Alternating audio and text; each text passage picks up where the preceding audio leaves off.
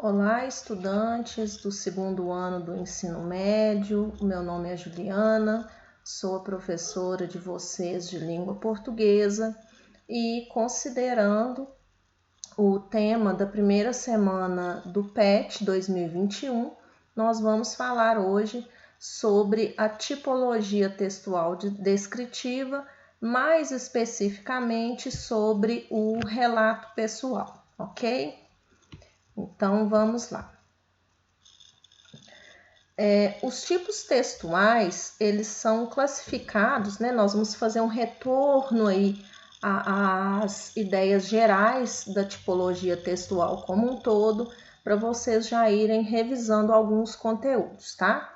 Então, os tipos textuais, eles são classificados de acordo com a sua estrutura e com o objetivo desses textos ou desses grupos de texto, certo? De acordo com a tipologia, eles são classificados em 5 tipos de discursos diferentes.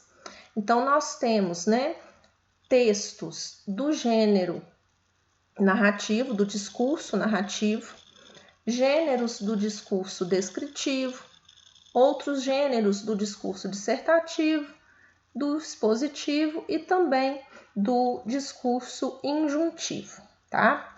O relato pessoal, ele é um gênero do discurso descritivo, mas, como foi dito, inclusive, na teleaula do dia 15 do mês de março, no programa Se Liga na Educação, geralmente, dentro dos textos do discurso descritivo, nós encontramos também trechos do discurso narrativo.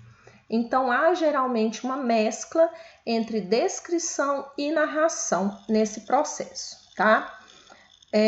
Inclusive, foi falado lá na teleaula, né, algo que é interessante, que esses gêneros textuais, eles vão mudando de acordo com o tempo. Então, alguns gêneros vão deixando de existir, vão caindo em desuso, outros que não existiam passam a existir, né?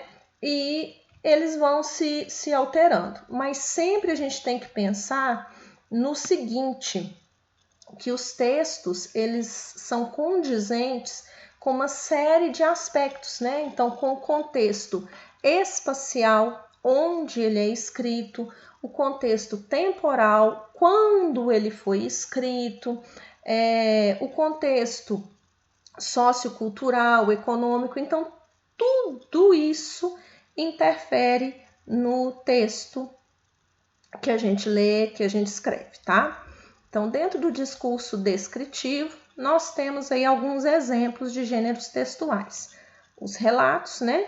Pode ser um relato pessoal de experiência vivida, um relato de viagem, o diário, que já foi bastante comum, hoje em dia talvez nem tanto, né?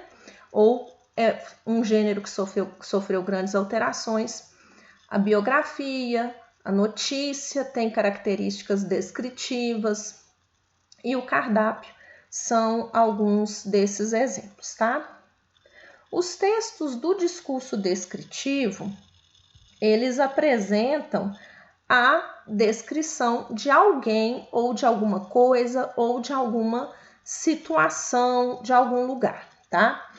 Para isso, eles expõem apreciações, impressões e observações do objeto descrito, da coisa descrita, indicando os seus aspectos, as suas características e os seus detalhes.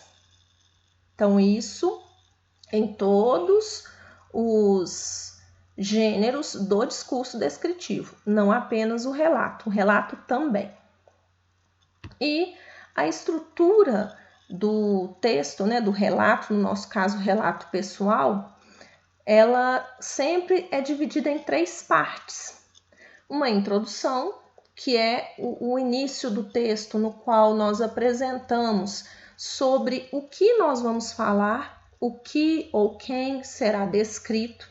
O desenvolvimento, né, que é onde se realiza a descrição desse objeto, dessa coisa, dessa pessoa. E essa descrição, ela pode ser objetiva ou subjetiva. Qual a diferença? Numa descrição objetiva, qualquer pessoa vai ter a mesma percepção sobre o objeto. Então, geralmente, a descrição objetiva, ela preza por características que são visíveis da mesma forma por qualquer pessoa, né? Cor, tamanho, luminosidade, né? Se é um lugar frio, quente, se venta muito, esse tipo de coisas. Já a descrição subjetiva, ela pode contemplar esses aspectos que qualquer pessoa entenda da mesma forma, mas ela preza principalmente por aspectos que são a minha impressão, o que eu entendi, o que eu assimilei daquela coisa, daquele objeto, daquela pessoa, daquele lugar descrito. Se foi agradável ou desagradável, se me traz boas ou más lembranças, isso é subjetivo, porque é para mim e não necessariamente a mesma coisa para você, tá? E a conclusão, que é quando a gente fecha esse texto descritivo, né? Aí vai depender, como a gente já falou, se está descrevendo um objeto, um lugar, uma pessoa, mas é o encerramento do texto, ok?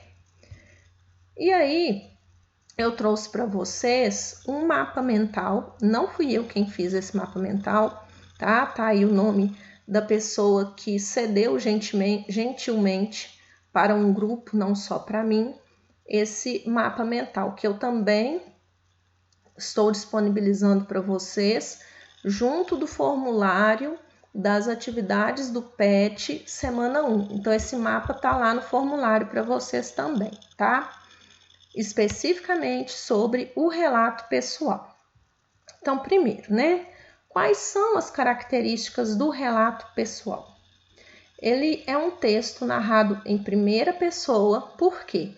Porque se é pessoal, eu ou nós, primeira pessoa, né? Eu do singular, nós do plural.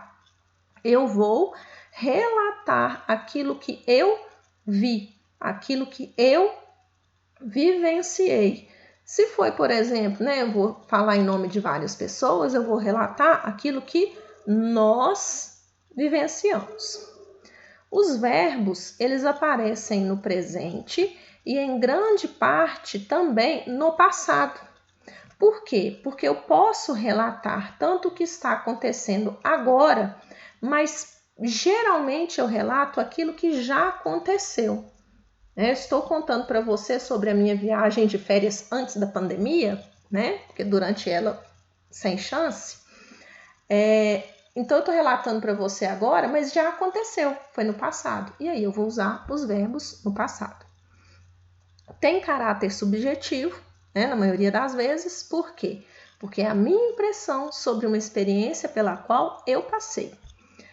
Experiências pessoais e presença de emissor e receptor. Como assim, Juliana? Emissor, né, processo comunicativo, elementos da comunicação. Emissor é quem produz a mensagem. Receptor é quem recebe essa mensagem. Então, se eu produzir um relato, eu estou contando para vocês sobre a minha última viagem de férias, então eu sou o emissor e vocês são os receptores, tá? Voltando aí sobre a estrutura do relato pessoal, e aí incluem-se alguns itens que eu não havia mencionado antes. Título. Ainda que não seja necessário, geralmente ele aborda o tema que será tratado no texto. Títulos, né, têm essa característica. É como se eles fossem um resumo bem pequenininho do assunto daquele texto. E no caso do relato pessoal, né, assim como em outros gêneros, o título ele vai ser aquela chavinha para chamar a nossa atenção enquanto leitores, para que a gente se interesse em ler o texto em si, tá? o tema. Todo relato pessoal, ele tem um tema, ele parte de um assunto. É importante delimitar esse tema, seja um evento que ocorreu, uma fase da vida, uma conquista, uma superação ou até mesmo uma história triste. Então, se você quiser contar a sua vida inteira em um relato pessoal, vai ficar difícil, porque tem muitos assuntos, é muito abrangente. Então, afunile, delimite sobre qual aspecto eu quero relatar, sobre qual experiência eu quero relatar. E aí vem, né, a introdução, o contexto e o desfecho. Introdução, pequeno trecho em que se apresenta a ideia do que se vai relatar, já falamos, né? O contexto, que é a apresentação dos fatos que serão narrados. Lembrem que eu falei que a gente está falando de um gênero dentro da tipologia descritiva, mas que o relato mescla também a tipologia narrativa.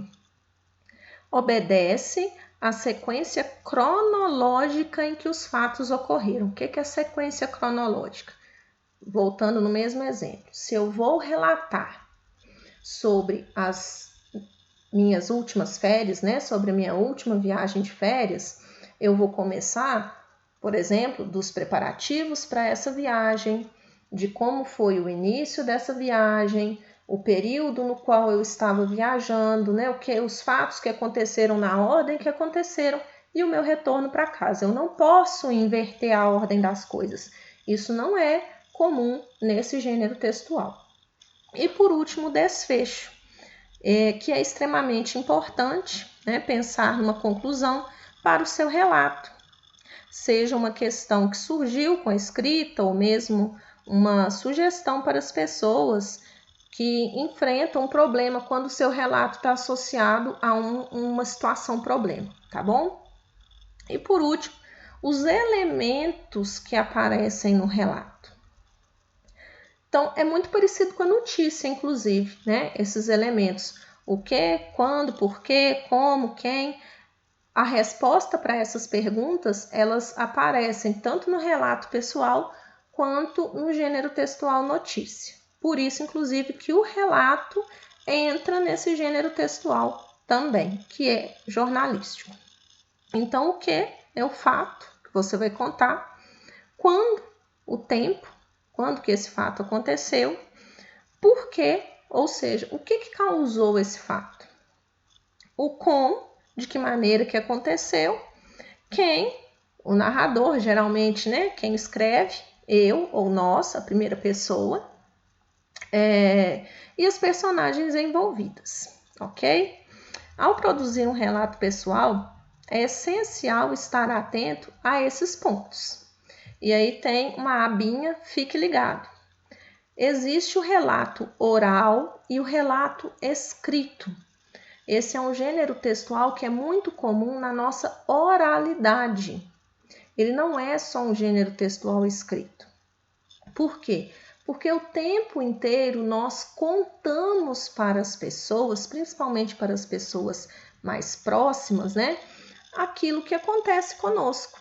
Então, por isso, o relato pessoal é tão presente na oralidade, tá? Presença da oralidade com uma linguagem mais descontraída. Nesse caso, não nos preocupamos com a norma padrão, com as regras gramaticais da língua portuguesa. Já no relato escrito, né, nós tomamos mais cuidado, priorizamos a variedade padrão da língua, as regras, né, gramaticais, como a concordância, a pontuação, a ortografia, a estrutura das orações, principalmente se esse texto não for para ficar só para a gente. Se for um texto de cunho escolar, que um professor vá avaliar, né? Se for um texto que vá circular na sociedade ou num grupo maior de pessoas, ou mesmo nas mídias sociais, aí nós precisamos nos preocupar mais com essas regrinhas da norma padrão. Espero que essas informações tenham valido para vocês, mas Caso ainda tenham dúvidas, né, ao acompanhar essas informações, vocês podem rever se quiserem, e também, se tiverem dúvidas ao fazer as atividades do PET semana 1, é só entrar em contato, vocês já têm, né, o meio para isso, vocês sabem como, ok? Tchauzinho, por hoje é só, até a próxima.